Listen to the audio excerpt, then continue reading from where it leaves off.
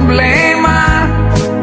Iyang buhok nga labong puwerte ng nibisa, nahadlok siyang maupaw. Basig mo pangit iyang hitsura, nang hiso siyag itlog. May tayo kong baog dunay lana, haskang di malasa, walay buhok mitubo. Itog kanhinoon siya ukas pa. Tungod sa kabalaka, ipagkonsultas doktor nga espesyalista. Pasyente nagduda, kay ang doktor pwerte sang upawa. Unya ang resulta, matod pa sa doktor nga okay na.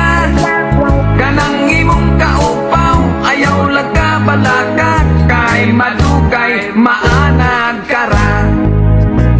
Ambot nga no, daghan dihang mga upaw o bulo, apan lang bungot og mga balhibo, labong pa man kaayo. Ang atong ulo, diha sa may hubot o galing pulo, kining dapitan yun sa tao, mao kayo'y makalbo. Kambag murag pasiaw, ang lagong nga langaw, tambal kulos na upaw, inosnos lang sa ulo.